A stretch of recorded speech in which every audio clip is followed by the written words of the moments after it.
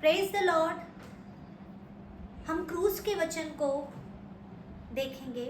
क्रूस पर कहा गया चौथा वचन, मत्ती अध्याय 27 उसका 45 और 46।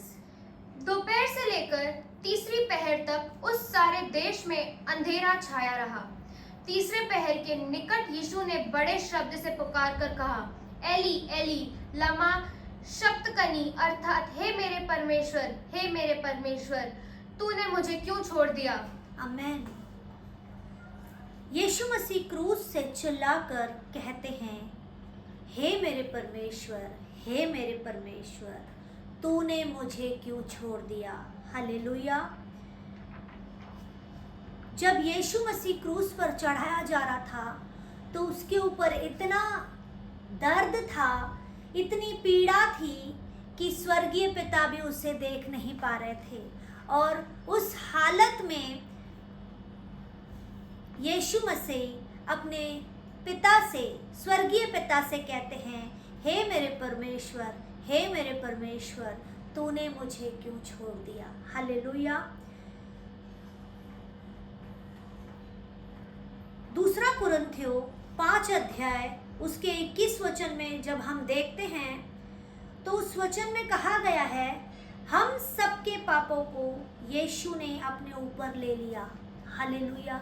हमारे पाप जो हम पर थे, उन पापों को यीशु मसीह ने अपने ऊपर ले लिया।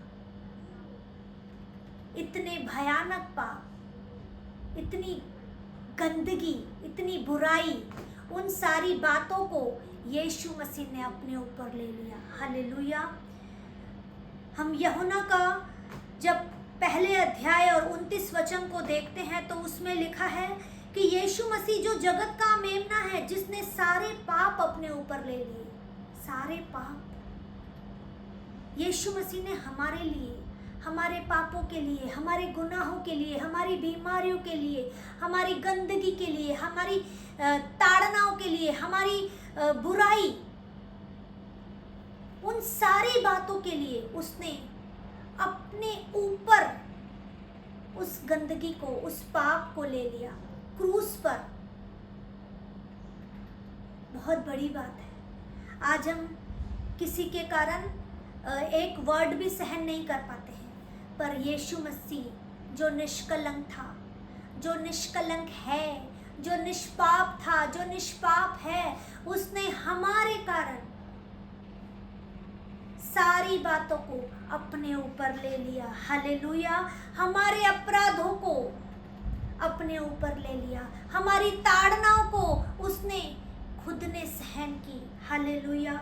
जो हमारे शरीर के पाप इतने भारी थे, उस भारी पापों को उसने क्रूस पर सहन किया।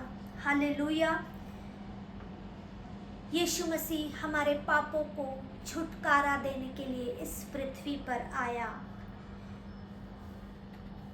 वो निष्कलंक था, निष्पाप था, उसे जरूरत नहीं थी, पर वो हमसे बहुत प्यार करता था।